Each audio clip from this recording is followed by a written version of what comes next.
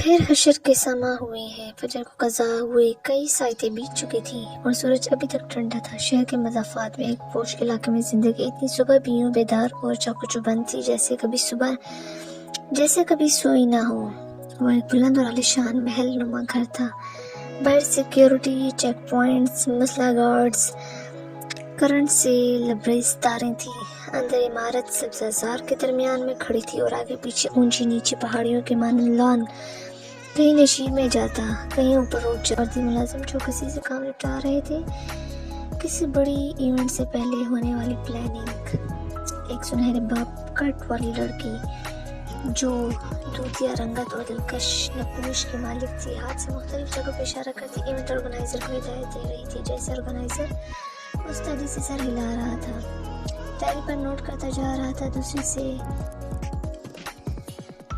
فلپینی ملازمت جو خوش شکل اور بااعتماد تھی اور سفید بلاؤز، اسکرٹ اور ٹائٹس میں ملبوس تھی، چلتی ہوئی آئی اور اس لڑکی کے سامنے مسکرا کر سر کو خم دے کر پوچھا، کیا آپ کو کسی چیز کی ضرورت ہے مس شہرین آرگنائزر کو بتا رہی تھی کسی بوٹ کیسے اور کدھر چاہیے۔ اس نے رک کر بیزار نظر اس پر ڈالی۔ صرف اتنا فیونا کہ تم ہر 2 منٹ بعد آ کر مجھ سے یہ سوال مت پوچھو، اور نہ سکون کر مڑ گئی۔ فیونا کی مسکراہٹ پھر بھی برقرار رہی۔ سر کو خم دے کر وہ وہاں سے چلی آئی۔ یقیناً وہ عملے کی سپروائزر تھی، تبھی بہت ممکنہ سے تھوڑی دور ایجنسی کی طرف سے آئی۔ فاضل میڈس کے ساتھ جا کھڑی ہوئی۔ سب ٹھیک جا رہا ہے، اس نے تفہم سے جائزہ لیا۔ پرفیکٹ، ویسے ابھی پارٹی میں ایک ہفتہ ہے، ہم کچھ جلدی تیاری نہیں کر رہے؟ یہاں ہر کوئی وقت سے پہلے کام کرنے کا عادی ہے، اور یہ ہاشم کاردار کی بیٹی کا سالگرہ ہے، کوئی عام بات نہیں۔ فیونا نے قدر فخر سے وجہ جتایا۔ ملازموں نے مڑ کر بے اختیار شہرین کی سمت دیکھا۔ یہ ہاشم کاردار کی بیوی ہے نا، انہی کی بیٹی کی سالگرہ ہے۔ ہاں، مگر ان کی علیحدگی ہو چکی ہے، یہ یہاں نہیں رہتی ہیں، پارٹی کے لیے آئی ہیں۔ اور ادھر کون رہتا ہے؟ ملازموں دلچسپی ہوئی تو اس طرف اشارہ کرتے ہوئے جہاں لان ڈھیروان میں جا کر ختم ہوتا تھا، پوچھا، وہاں ایک چھوٹی سی عام سی عمارت جیسی انیکسی ہو، وہ تو فائز قاضی کا پورشن ہے۔ فیونا نے برا سا منہ ہے۔ وہ کون ہے؟ ہاشم صاحب کی پھوپھو کا بیٹا ہے، مگر وہ گھر مقفل ہوتا ہے کیونکہ فارس جیل میں ہے۔ پھر دھیمی آواز کی اس نے اپنے ستیلے بھائی، مطلب اپنے باپ کی پہلی بیوی کے بیٹے کو قتل کر دیا تھا، اور اپنی بیوی کو بھی۔ اوہ! ملازمہ کی حیرت تو تجسس پھیلی۔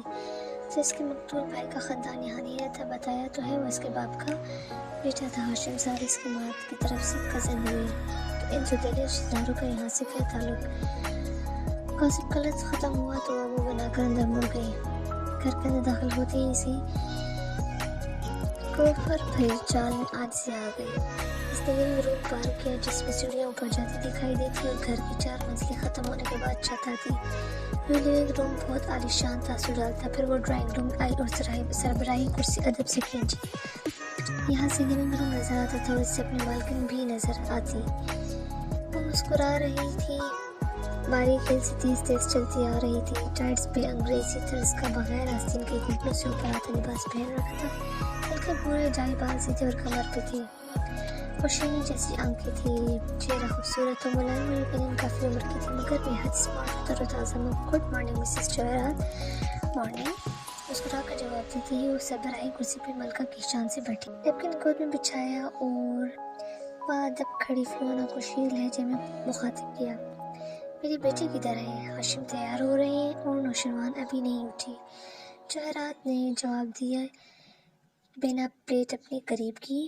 میم، آپ کی فلر ٹریٹمنٹ کی اپوائنٹمنٹ آج شام کی ہے، آپ نے ریمائنڈ کروانے کو کہا تھا، اور میں نے یہ بھی کہا تھا کہ ایسی باتیں آواز میں دم رکھ کر کیا کرو۔ اسی شیریں مسکراہٹ سے اس نے فیونا کو دیکھ کر کہا، اور اپنا میک اپ کم کرو، مجھے اسٹاف کی بے ربطگی بالکل پسند ہے۔ Sorry ma'am. فیونا کی مسکراہٹ اڑن چھو ہوئی۔ اس نے جلد سے رومال سے لپسٹک رگڑی۔ جواہرات اب ناشتہ پلیٹ میں نکال رہی تھی۔ سیڑھیوں کے اوپر پہلے کمرے کا دروازہ بند تھا۔ اندر اے سی کی خنکیت مردانہ پرفیوم کی مہک نے فضا کو معطر کر رکھا تھا۔ وہ ڈریسنگ ٹیبل کے شیشے کے سامنے کھڑے ٹائی کے نوٹ باندھ رہا تھا، کوٹ قریب ہی ٹنگا تھا، بال ماتھے پہ بھی پیچھے کو سیٹ کیے۔ وجیح نقوش، شاندار شخصیت اور پرکشش سی آنکھیں، بالکل جواہرات کی جیسی۔ دفتر ٹائی درمیان میں چھوڑ کر اس نے وقت دیکھا اور موبائل اٹھا کر چند بٹن دبائے، پھر ایک کال ملائی۔ باجوہ صاحب، ابھی آپ کو ایک ای میل بھیجی ہے، اس کو دیکھنے کے بعد آپ مجھ سے یقیناً بات کرنا چاہیں گے۔ اگلے کی بات سنے بغیر مسکرا کر فون بند کیا اور رکھ دیا۔ ٹائی کی ناٹ باندھ چکا تو فون بجا اور پھر بجتا گیا۔ 6-7 کالز آئی مگر اس نے نہیں اٹھایا۔ ذرا خاموش ہوئی تو اس نے ایک اور نمبر ملایا۔ خبر کام ہو گیا ہے، اس لڑکی جو بھی نام ہے اس کو غائب ہونے کو کہہ دو۔ اب وہ باجوہ سے نہیں ملے گی اور دوپہر تک میری سیکرٹری اس کی پیمنٹ کلیئر کر دے گی۔ کال کٹی ہی تھی کہ پھر سے باجوہ صاحب کی کال آنے لگی۔ اس نے مسکرا کر یس کیا اور آئینے میں دیکھتے ہوئے خود پرفیوم چھڑکتے ہوئے بولا، کیسا لگا میرا تحفہ؟ اگر تم نہیں چاہتے کہ میں اس پہ تمہاری بیٹیوں کی رائے لوں تو آج بورڈ کے اجلاس میں تم میری قرارداد کے حق میں ووٹ دو گی، ورنہ میں کتنا بے رحم ہوں تم جانتے ہو۔ دوسرے کا غصہ، احتجاج، درخواست کچھ بھی سنے بغیر اس نے فون رکھ دیا۔ خود پہ 2-3 اسپرے مزید کیے، کف لنکس لگائے، کوٹ پہنا اور باہر نکلا۔ راہداری میں موجود باوردی ملازم نے فوراً اندر جا کر اس کا بریف کیس اٹھا لیا۔ وہ سیڑھیاں اتر کر نیچے آیا تو جواہرات جوس گول گول پیتے سے دیکھ رہی تھی۔ اس نے قریب آ کر اس کا ماتھا چوما، پھر دائیں ہاتھ کی کرسی کھینچتے ہوئے بیٹھا۔ میرا خیال تھا مسز کردار اب تک آفس جا چکی ہوں گی۔ ساتھ ہی ہاشم نے آپرو سے فیونا کو جانے کا اشارہ کیا، وہ فوراً غائب ہو گئی۔ تمہاری ایکس وائف صبح سویرے آ گئی، تمہیں کیسے جاتی شیری کیوں آئی ہے؟ ہاشم نے تو اس پہ اسپریڈ لگاتے ہوئے غیر دلچسپی سے پوچھا۔ جواہرات نے نزاکت سے شانے اچکائے۔ سونیا کی سالگرہ ہم نے اسے اس کے گھر نہیں کرنے دی تھا، پہلے سے ہی تیاری شروع کر کے انتقام لے رہی ہے۔ سونیا کو ساتھ لائی ہے۔ جواہرات نے لفظ میں گردن لائی۔ اینی ویز باجوہ کا ووٹ میرے پاس ہے، یوں آج عبدالصمد کو ہم ووٹ آؤٹ کر دیں گے۔ جواہرات کو دل سے مسکرائی، یہ تم نے کیسے کیا؟ ہاشم مسکراتے ہوئے شانے اچکا کر بولا، ہاشم سب سنبھال سکتا ہے سوائے اس کے گھر کے اسٹاف میں، مطلب کوئی کام کا بندہ ہے یہاں؟ اور مار دیتا ہے، کبھی میرا سوٹ برباد ہو جاتا ہے، حد ہو گئی۔ آواز پہ دونوں نے اس طرف دیکھا۔ ٹراؤزر اور شرٹ میں نوشیروان بستر سے اٹھ کر آیا تھا اور بہت بگڑے موڈ میں آیا تھا۔ اور اب کیا ہوا ہے؟ ہاشم نے چھری کانٹے سے ٹکڑا توڑتے ہوئے مسکرا کر اس کو دیکھا۔ میرا سوٹ برباد کر دیا اس جاہل ریاض نے۔ آپ اس کی پے سلپ اس کے حوالے کر دیں ممی، میں نے اسے فارغ کر دیا ہے۔ اسے اٹھا کر اس میں دان کرتے ہوئے خفا سے بولا۔ وہ 24-25 سال کا خوش شکل نوجوان تھا، ہاشم جتنا نہیں مگر اچھا تھا۔ فرینچ کٹ اور بالوں کی الجھی بکھری اسپائکس، آنکھوں میں بیزاری اور لاپرواہی۔ جواہرات نے ناپسندیدگی سے اس کی بات سنی۔ تم کب بڑے ہو گئے؟ جب ہاشم تمہاری عمر کا تھا تو اتنا چھوٹا ہرگز نہیں تھا۔ ہاشم نے ماں کے ہاتھ پہ ہاتھ رکھا اور نرمی سے ٹوکا۔ میں سمجھا دوں گا نا۔ اور پھر نوشیروان کی طرف متوجہ ہو، آج تمہیں آفس میں نظر آنا چاہیے۔ آؤں گا بھائی، مگر اپنے وقت پہ، اس نے اب مسکرا کر بے نیازی سے کہا۔ ہاشم نے بمشکل مسکراہٹ روکی سے نوشیروان پر بہت کم غصہ آتا تھا۔ صبح ہو چکی ہے شیرو، اب تم بالکل نہیں سو گے اور تیار ہو کر آفس آؤ گے، اوکے؟ وہ لاپرواہی سے کہہ کر سیب کھانے لگا۔ ہاشم کا فون پھر سے بجنے لگا۔ اس نے جوس کا گھونٹ بھرا اور موبائل کان سے لگایا۔ ہاشم کردار نسوانی آواز نے استفسار کے آگے بولو، اس کا لہجہ بے لچک اور اسپاٹ ہو گیا۔ میں کامران حیات کے آفس سے بات کر رہی ہوں، پلیز لائن پر رہیے گا، کامران صاحب بات کریں گے۔ اپنے باس کو بولو کہ میں سیکرٹری سے بات نہیں کرتا، اسے مجھ سے کام ہو تو مجھے خود کال کیا کرے۔ بے نیازی سے کہہ کر اس نے موبائل بند کیا۔ جواہرات اور نوشیروان اپنی خفگی بلا کر مسکراتی مگر فخریہ نگاہوں کا تبادلہ کیا۔ ہاشم کا موبائل پھر سے بار بار بجنے لگا تو شیر کو کہنا پڑا، اٹھا لے بھائی بیچارے کی کال، شام کو اٹھاؤں گا، اسے پورا دن خوار ہونے دو، کام ہو تو ہاشم کردار یاد آ جاتا ہے۔ ناشتہ ختم کر کے وہ اٹھ رہا تھا۔ جواہرات نے گردن اٹھا کے اسے دیکھا۔ اور جا رہے ہو؟ پہلے آفس، پھر کورٹ۔ جنرل نوید کے برڈے والا مسئلہ وقت پہ نہ گیا تو زمر سیٹلمنٹ سے انحصار ہی کرنا کر دے۔ اس مغرور عورت کا کوئی بھروسہ نہیں۔ زمر کو میرے سلام کہہ دینا، جواہرات نے دلچسپی سے کہا۔ شور ہاتھ صاف کر کے اس نے موبائل اٹھایا ہی تھا کہ پھر سے بجا۔ ہاشم نے ہاں خبر بولو کہہ کر اجلت میں کال ریسیو کی تھی، مگر دوسری طرف جو کہا جا رہا تھا اسے سن کر وہ بالکل رک کے آنکھیں سکیڑ لی اور آہستہ آہستہ واپس پلٹ گیا۔ اچھا خیر پچھلے 2 مہینے میں وہ کس سے ملا ہے؟ اپنے وکیل کے علاوہ مجھے ایک ملاقات کی تفصیل دو۔ تمہارے پاس 10 منٹ ہے، سرد لہجے میں کہہ کے اس نے فون بند کیا تو وہ دونوں اسی کا چہرہ دیکھ رہے تھے۔ اس نے صرف ایک لفظ کہا، فارس۔ جائرات کے ہاتھ سے سیو کی کاش بجلی انکل ملجن اور یہ فارس کا کیا ذکر ہے؟ اس کا کیس آج اس کا فیصلہ متوقع ہے۔ ڈسٹرب لگ رہا تھا، جواہرات سانس لینا بھول گئی۔ تمہیں پتہ چلا ہے؟ ہاشم کی آنکھوں میں خفگی ابھری، میں اراضی کے مقدمات میں ہی پھنسا تھا، اس طرف دھیان نہیں گیا۔ مجھے عجیب لگ رہا ہے کہ اس کا فیصلہ اچانک سے آنے والا ہے۔ ڈائننگ ہال میں خاموشی چھا گئی۔ جواہرات کی مسکراہٹ غائب تھی اور بقلیہ چپ ہاشم کو دیکھ رہی تھی۔ ڈونٹ وری، وہ رہا نہیں ہوگا۔ ہاشم کو کہنا پڑا، اسے رہا ہونا بھی نہیں چاہیے۔ تم اس بات کو یقینی بناؤ گے؟ ہاشم وہ بےحد مضطرب لگ رہی تھی۔ میں سنبھال لوں گا ممی۔ ہمارے اس کزن کے رہا ہونے کا مطلب ہے کہ عدالت کے نزدیک وہ قاتل نہیں ہے، لیکن اگلا سوال یہ ہوگا کہ پھر قاتل کون ہے؟ نوشروان نے سیب کھاتے ہوئے کہا۔ دونوں نے باختیار اسے دیکھا۔ اس کا ہلتا منہ رک گیا، یوں ہی کہہ رہا تھا اس نے گندی اچکائی، یہ بات میں دوبارہ تمہارے منہ سے نہ سنوں۔ جواہرات نے بمشکل سے غصہ ضبط کیا، پھر ہاشم کو دیکھا جیسے خود بھی وہی سوال پوچھ رہی ہو۔ اس کی شیرنی جیسی آنکھوں میں تپش تھی۔ ہاشم نے ذرا کندھی اچکائی۔ فیصلہ اس کے خلاف ہی آئے گا، ڈونٹ وری، وہ بھائی نہیں آئے گا، اور آ بھی جائے تو مجھے کوئی فرق نہیں پڑتا۔ تبھی اس کا فون پہ وجہ سے فوراً کال وصول کی۔ ہاں خبر؟ اچھا سلیڈس بہت تاثرات کے ساتھ وہ سنتا رہا، فون پر رکھ دیا۔ سادی یوسف اس نے ہولے سے کہا، سادی ہے اصل مسئلہ۔ نوشروان کا چہرہ یوں ہو گیا جیسے اس نے زہریلا سیب نکل لیا ہو۔ مچھر ہم اہل جنوں کو زمن نے جب بارش سگنل سے تیزی سے گزاری تو بتی زد تھی اور اس کے نکلتے ہی سرخ ہو گئی۔ اس نے باختیار سائیڈ مرر میں دیکھا ٹریفک سرجنٹ اس کو اشارہ کر رہا تھا۔ گہری سانس لے کر سر جھٹکتے اس نے کار سائڈ پہ کی، انجن بند نہیں کیا، بٹن دبایا، شیشہ نیچے گرتا گیا۔ اس نے گلاسز اوپر کر کے گھنگھرالے بالوں پہ لگائے اور اسٹیئرنگ پہ دونوں ہاتھ رکھ کے منتظر سی نظر آنے لگی۔ بی بی آپ نے سگنل توڑا ہے۔ وہ کھڑکی تک آیا اور کھردے لہجے میں بولا، سگنل میرے گزرنے کے بعد ریڈ ہوا تھا۔ اس نے گردن ذرا اٹھا کے بے نیازی سے جواب دیا، نہیں جی، آپ نے لال بتی کراس کی ہے، چالان بنتا ہے۔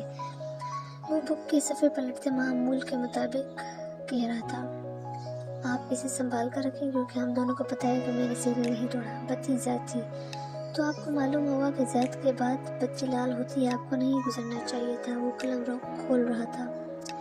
پھر آپ کو بھی معلوم ہوگا کہ آپ کے سگنل کا ٹائمر خراب پڑا ہے۔ اس نے سگنل کی جانب اشارہ کیا، تو مجھے کیسے پتہ چلے گا کہ کتنے سیکنڈ بعد بتی سرخ ہونی ہے؟ بی بی آپ بحث کیوں کر رہی ہیں، چلان دیں۔ اور جائیں اکتا کر بولا۔ زمن نے اس بات میں گردن ہلائی، چابی گھمائی اور کار بند کر دی۔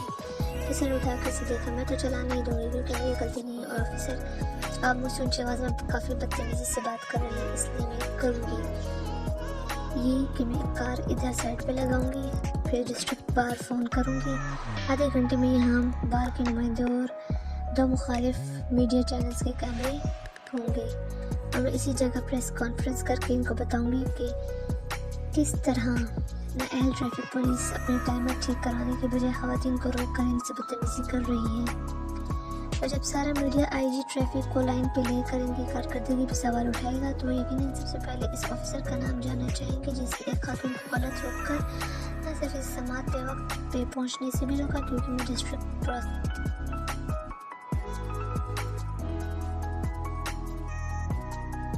زمر یوسف ہوں، اور اگر میں 5 منٹ میں بھی لیٹ ہوئی اور اس سے کیس پہ ذرا سا بھی اثر پڑا تو میں اس امر کو یقینی بناؤں گی کہ آپ اپنی زندگی کے اگلے 5 سال عدالت کے دھکے کھاتے ہوئے گزاریں گے۔ میں جن لوگوں سے روزانہ ڈیل کرتی ہوں وہ قاتل، چور، ریپسٹ ہوتے ہیں، اس لیے میری کار سے ہاتھ ہٹائیں، جا کر اپنی ڈیوٹی کریں اور مجھے ڈیوٹی کرنے دیں۔ اس نے گلاسز واپس آنکھوں پہ لگائی चाबी घुमाई, एक्सीलेटर पर दबाव बढ़ाया, ऑफिसर पे अख्तियार पीछे हटा और वजन से काट के लेकर आगे चली गई। एलेन औरतों को जुबान ना दे रही, अब हाँ फिर वकील ना बनाई। वो गुस्से और बेबसी से बड़बड़ाती हुई अपनी जगह वापस जा रहा था। इस शहर दिल नवाज के अदाब देखना, सादी फारिस का भांजा। जवाहरात ने चुम्बे से आबरू उठाए। नौशरवान ने बेजारी से सेब रख दिया, इसका खाना हराम हो चुका था। वो हर हफ्ते फारिस से मिलने आता है। हाशिम गहरी सोच में डूबा आंखों की पतले सुकेड़े किसी गैर मरी नुक्ते को देख रहा था। इसमें कोई गैर मामूली बात नहीं है, मगर वो मुझे भी अपने आसपास नजर आया है एक दो दफ़ा बिल्कुल रैंडम जगहों पे, जहाँ इसका कोई काम नहीं था। ये लड़का कुछ गड़बड़ है। हाशिम पहले से ज़्यादा डिस्टर्ब लग रहा था। हाशिम, मुझे सारे मसले का हल बताओ। मुस्तरब को बेचैनी से बोली, मम्मी भाई संभाल लेंगे ना। हाशिम ने सुना ही नहीं, इसका दिमाग तेजी से काम कर रहा था। इसने सोना को आवाज़ दी और उसे दो दावतनामे लाने को कहा। बहुत अरसा हो गया इससे नहीं मिला, शायद 1.5 साल हो गया। अब इसे मेरी पार्टी में आना चाहिए। वो जैसे कोई तरतीब देकर बोला था, ओह प्लीज़, अगर आएगा तो मैं पार्टी में नहीं आऊँगा। मैं इसे अपने घर में नहीं बर्दाश्त कर सकता। नौशरवान का मूड बिगड़ चुका था। यूनिवर्सिटी के 5 साल मैंने इसे बर्दाश्त किया और अब नहीं।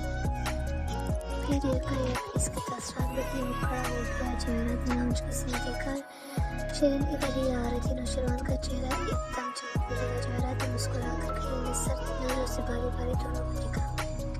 आपका भाई, मुझे पता ही नहीं चला। नौशरवान को प्यार हुए पर शर्मिंदगी हो रही थी। बदकिस्मती से शहरी मेरी बेटी की माँ है और इसकी सालगिरह की तैयारी के लिए यकीनन अर्ली मॉर्निंग ही आई होगी। हाशिम मुस्कुरा के कहते हुए उठा और मुड़ कर इसे देखा। वो बेजारी से नज़रअंदाज करके जवाब दिए बिना जवाहरात की तरफ मुतवज्जो हुई। मैंने सेटिंग अरेंजमेंट फाइनल कर दी है, अब देख लीजिएगा। फिर नौशरवान को देखा तकल्लुफ़न मुस्कुराई। हाशिम तब तक बाहर निकल चुका था। लिस्ट में 2 नाम और भी ऐड करने हैं, सादी यूसुफ और ज़मर यूसुफ। जवाहरात ने इसी साथ मुस्कुराहट के साथ निशानदेही की शेरन ज़रा चूकी। सादी वो फारिस का भांजा, आप इसे जानती हैं। नौशरवान को बुरा लगा। वो अभी तक खड़ा था। हाँ, कुछ ज़्यादा नहीं। वो संभल कर बेनियाज नजर आने लगी। फिर जब जाने के लिए पलटी तो जवाहरात ने आवाज़ दी, क्या तुम शाम में आओगे? नहीं, वो बाहर जा चुकी थी। जवाहरात ने मुस्कुरा कर नौशरवान को देखकर नज़ाकत से ईयररिंग पे उंगली फेरते हुए बोली, वो दिन में भी दूसरी दफ़ा इस घर में आना पसंद नहीं करते। नौशरवान चौके पर खफीफ से सर झुककर खड़ा हो गया। ये सादे लोगों का रेस्टोरेंट वही है ना? बात बदलने को इससे पूछा या फिर वाकई इसी नहज पे सोच रहा था। जवाहरात ने शान झुकाकर ग्लास में बुस्से लगा